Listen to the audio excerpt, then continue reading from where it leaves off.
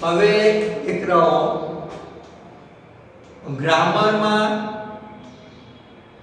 આપણે જે ત્રીજું ચેપ્ટર છે આપણું ચાલુ ભૂતકાળ એમાં એક્ટિવિટી 1 છે ગ્રામરમાં પેજ નંબર 25 તો એક્ટિવિટી 1 જેના વિશે આપણે વાત જોઈએ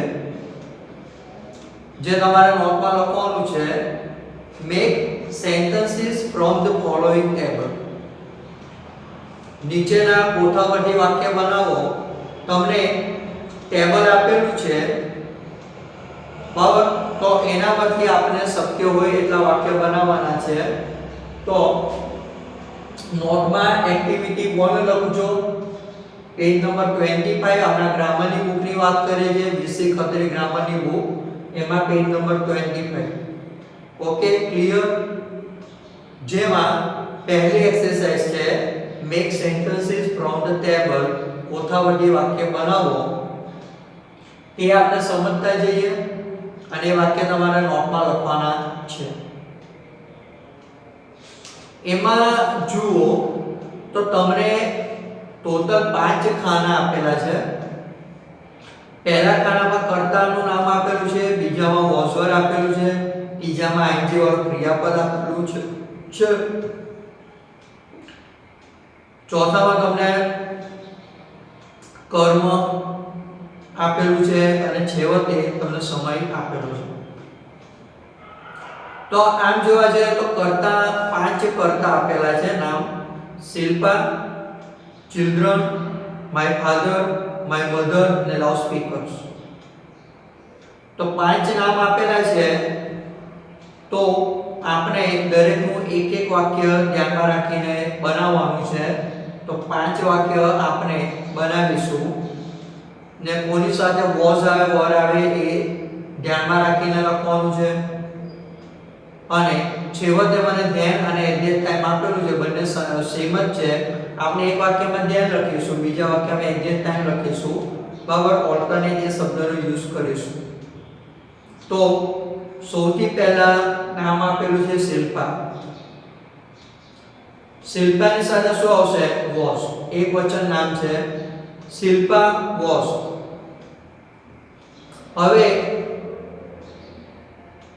મેન્ડિંગ નો અર્થ થાય રિપેર કરવું ગોઈંગ જવું બાઇંગ એટલે ખરીદવું પ્લેઇંગ એટલે રમવું બરાબર છે ને બાજુના કોષ્ટકમાં આપેલું છે film songs vegetables toys to see a movie the harmonium તો સૌથી પહેલા આપણે શિલ્પાથી શરૂઆત કરીએ શિલ્પા વોઝ એમાં આપણે કયો શબ્દ યોગ્ય જે છે એ લેવાનું છે તો શિલ્પા વોઝ બાઇંગ લખી દઈએ શિલ્પા વોઝ બાઇંગ વેજીટેબલ્સ તો એનાથી બનશે Shilpa was going to see a movie તો એનાથી પણ બનશે ચાલો આપણે પહેલા શિલ્પા વોઝ બાઇંગ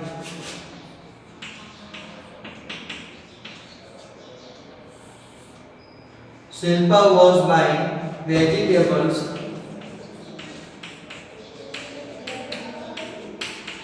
પહેલા વાક્યમાં ધ્યાન લઈએ પછી ઓલ્ટરનેટિવ આપણે એક્ઝેક્ટ ટાઈમ લખીશું બરાબર Shilpa was buying vegetables then એ સમયે શિલ્પા શાકભાજી ખરીદી રહી હતી ચાલુ ભૂતકાળ સેકન્ડમાં શું છે ચિલ્ડ્રન હવે ચિલ્ડ્રન માં બહુવચન છે બાળકો તો વર આવશે એમાં વોઝ નહીં લખાશે ચિલ્ડ્રન વર ચાલો એમાં તમે શું લખશો children were going to see a movie બાળકો તે સમયે મૂવી જોવા જઈ રહ્યા હતા એ વાક્ય યોગ્ય કહેવાશે તો children were going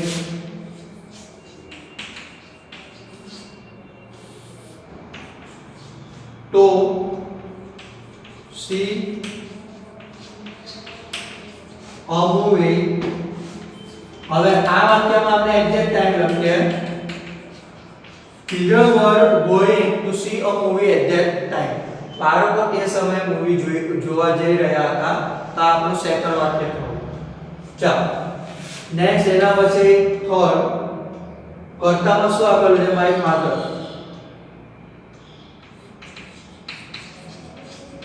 my father એક વચન નામ છે, એમાં વોઝ આવશે.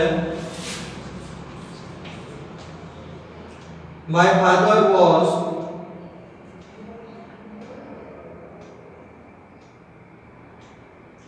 મેન્ડિંગ. મેન્ડિંગ નો અર્થ થાય રિપેર કરવું. મેન્ડિંગ નો અર્થ થાય રિપેર કરવું. My father was mending the harmonium that my father was mending the harmonium that તે સમયે મારા પિતાજી હાર્મોનિયમ રિપેર કરી રહ્યા હતા. બરાબર છે. તો ઓર્થોલિનું ધ્યાન એડજેક્ટિવનો આપણે ઉપયોગ કરતા રહેવાનું છે. ચાલો હવે લઈએ માય મધર.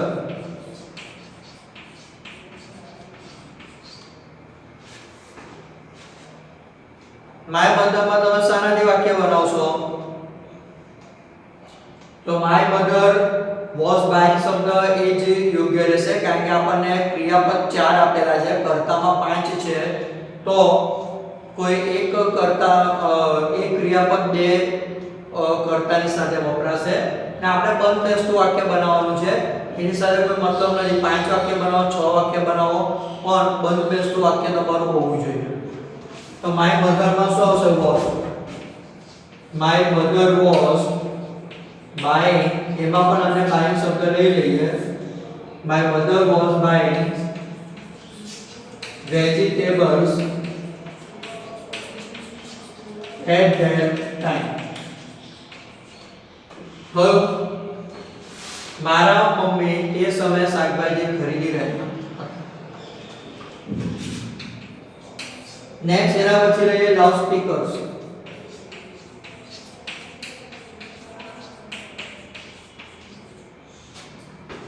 લાઉડ સ્પીકર્સ બહુવચન છે, પ્લુરલ છે, વર આવશે.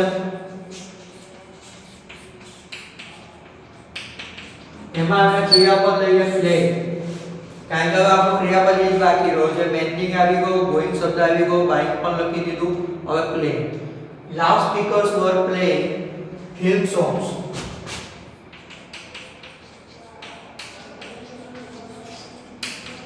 નામાં ધ્યાન આવશે. લાઉડ સ્પીકર્સ વર પ્લેઇંગ ફિલ્મ સોંગ્સ ધેન. તે સમયે લાઉડ સ્પીકર પર ફિલ્મી ગીતો વાગી રહ્યા હતા. બરાબર. ચાલુ ભૂતકાળની વાત. વોઝ અ પ્રસાઈન ગીત. છેવટે ધ્યાન રાખો.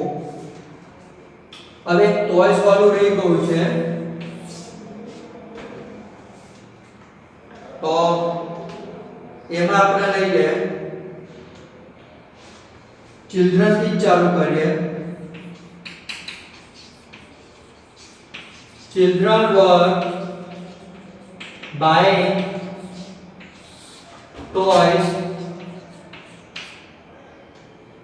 at that time. આ વાક્ય પણ વસ્તુ બનશે કે બાળકો તે સમયે રમકડા ખરીદી રહ્યા હતા. તો આ પ્રમાણે 6 વાક્ય આપણે બનાવ્યા છે. બીજા પણ તમે બનાવી શકો છો, પણ આપણે દરેક ક્રિયાપદ, દરેક કર્તા, દરેક શબ્દને આવરી લેવાય એ પ્રમાણે વાક્ય બનાવવાના છે. બરાબર. તો દીકરાઓ આ નોટમાં લખજો. એક્ટિવિટી 1 પેજ નંબર 25 પર આપેલી છે એક્સરસાઇઝ. બરાબર છે.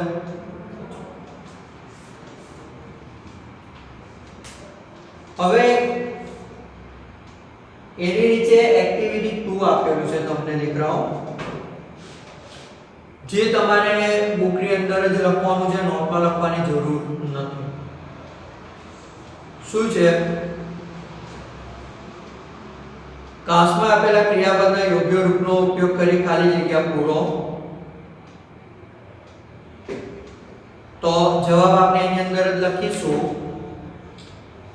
ને આમાં ઓળખવાના શબ્દો ખૂબ અગત્યના છે. જ્યારે પણ ખાલી જગ્યા આવે એનું યોગ્ય રૂપ લખવાનું હોય તો we have to remember, આપણે યાદ રાખવાનું જરૂરી છે એના જે ઓળખવાના શબ્દ છે કયો શબ્દ શામાં વપરાય તે. કારણ કે એ તમે યાદ રાખશો કે આ શબ્દ આ ટેન્સની અંદર વપરાય તો ઓટોમેટિકલી જવાબ તમને આવડશે.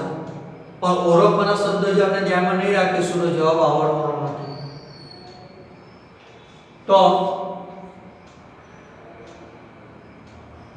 એક્ટિવિટી 1 કમ્પ્લીટ થઈ. હવે 2 વિશે જોઈએ. ગુજરાતી કરતા જોજો ઓળખવાના શબ્દ આપેલા હોય તો તે ધ્યાનમાં રાખજો તો જ આપણને જવાબ આવડશે.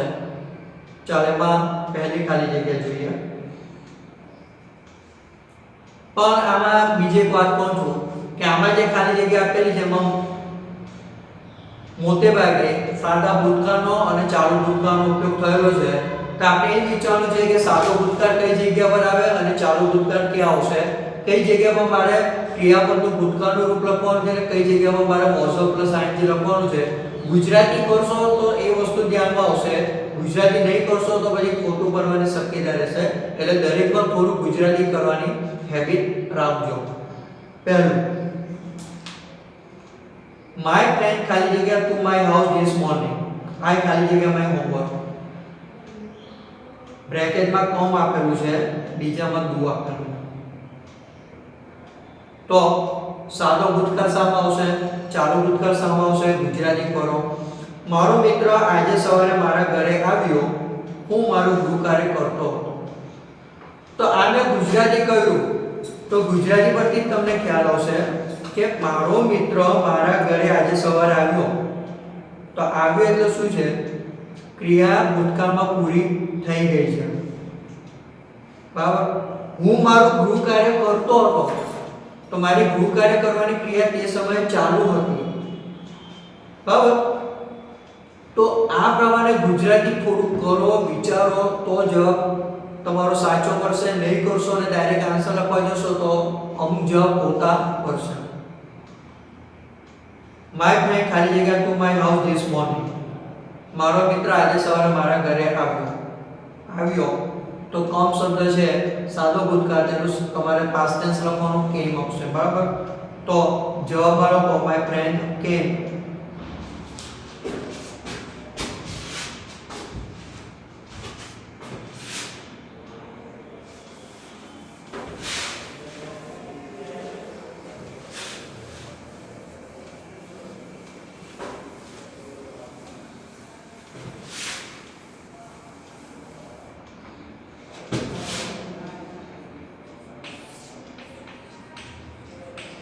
પહેલામાં કેમ આવશે.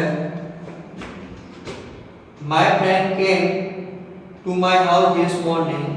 I ખાલી જગ્યા my homework, હું મારું ગૃહ કાર્ય કરતો હતો. ક્રિયા ચાલુ છે, ચાલુ ભૂતકાળ, તેમાં was પ્લસ ing આવશે. ing સાથે શું આવે? was.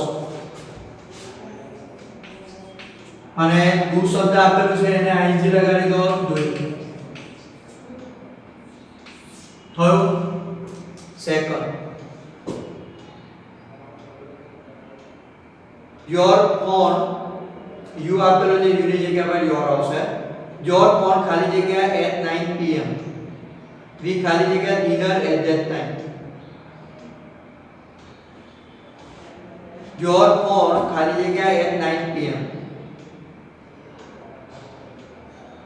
તારો ફોન રાત્રે 9 વાગ્યે વાગ્યો. તે સમયે અમે રાત્રિનું ભોજન લઈ રહ્યા હતા. હવે બરાબર વાક્ય જુઓ. કયું વાક્ય સાદા ભૂતકાળમાં? તારો ફોન રાત્રે 9 વાગે વાગ્યો.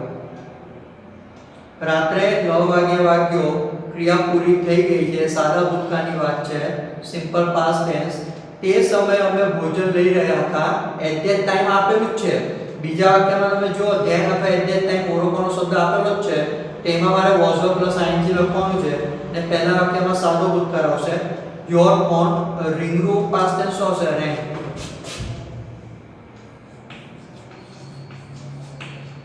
your phone rang at 9 pm. તમારો ફોન 9 વાગે વાગ્યો. અમે રાત્રિનું ભોજન લઈ રહ્યા હતા. તેમાં વોઝ પ્લસ આઈએનજી આવશે. વી ની સાથે શું આવે વર.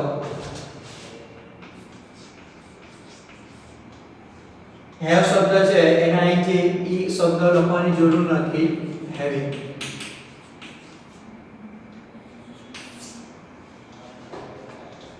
વી ખાલી જગ્યા the TV on. Sachin and Dhoni ખાલી જગ્યા એટ ધેટ ટાઈમ. અમે ટીવી ચાલુ કર્યું એ સમયે સચિન અને ધોની બેટિંગ કરી રહ્યા હતા. તો આમાં શરૂઆતનું વાક્ય તમે જુઓ ને બીજા વાક્યમાં એટ ધેટ ટાઈમ આપેલું જ છે. તો એના પરથી ખ્યાલ આવશે કે ચાલુ ભૂતકાળની વાત છે. બરાબર. ને પહેલું વાક્ય સારું છે, સાદા ભૂતકાળનું છે. અમે ટીવી ચાલુ કર્યું. સાદો ભૂતકાળ, ક્રિયા ભૂતકાળમાં પૂરી થઈ ગઈ છે. બરાબર. પણ તે સમયે સચિન અને ધોની બેટિંગ કરી રહ્યા હતા એ ક્રિયા ચાલુ છે, ચાલુ ભૂતકાળની વાત છે. ચાલો તો પહેલામાં શું આવશે? સ્વિચ. તો એનું પાસ્ટ ટેન્સ શું આવશે? ઈ લગાડો, સ્વિચ દો. અને બીજામાં બેટ શબ્દ આપેલું છે, વોઝ પ્લસ આઈએનજી બે નામ આપેલા છે, બહુવચન એટલે વર આવશે. અને બેટ શબ્દ છે એમાં ડબલ ટી આઈએનજી આવશે કારણ કે ટી ની પહેલા સ્વર આપેલું છે. બરાબર. ચાલો તો પહેલામાં સ્વિચ લખજો અને બીજામાં વર batting. Next. It was 6 am. It ખાલી જગ્યા heavily then. હવે આમાં દીકરાઓ એક જ ખાલી જગ્યા આપેલી છે. It was 6 am.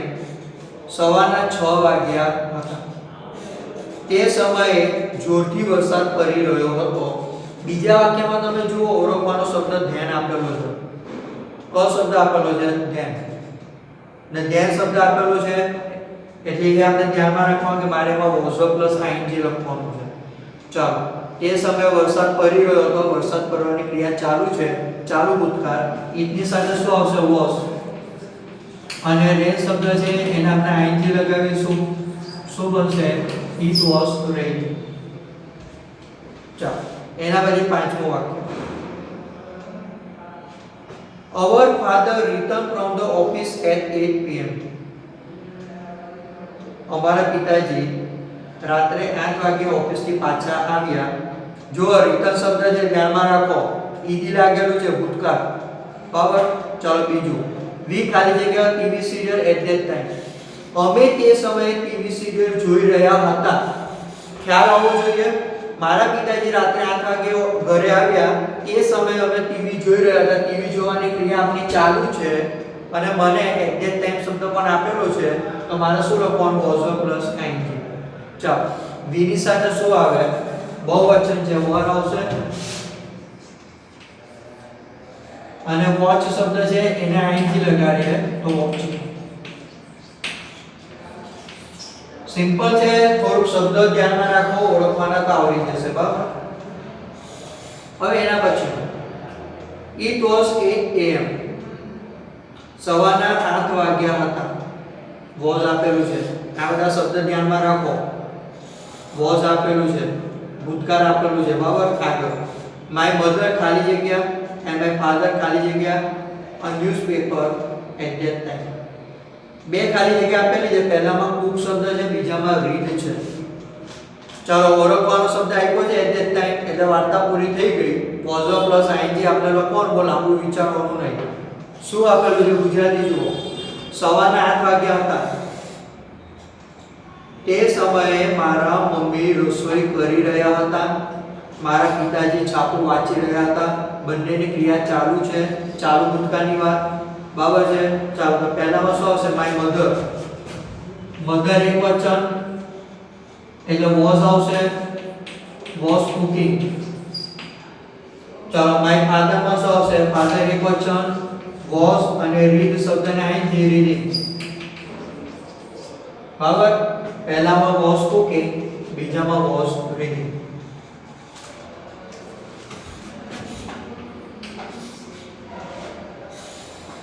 ચાલો. નેક્સ્ટ એના પછી ધેર ખાલી જગ્યા children at the toy shop.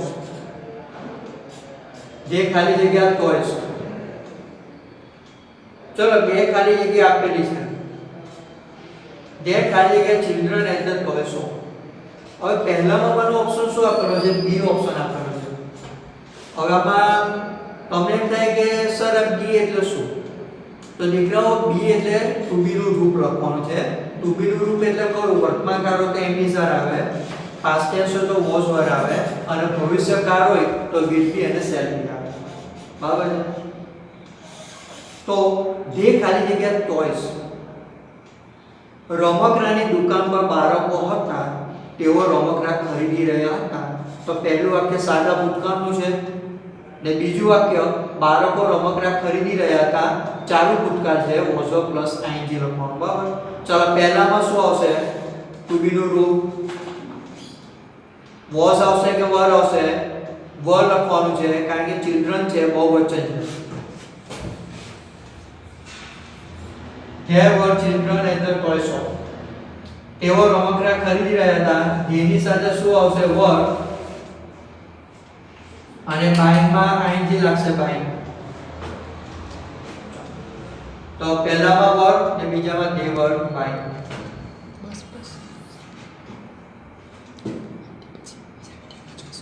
હવે આટલા આપણે જોઈએ છે ને એના પછીની જે ખાલી જગ્યા છે એ પછીના સેશનમાં આપણે જોઈએ. બરાબર. Okay bye.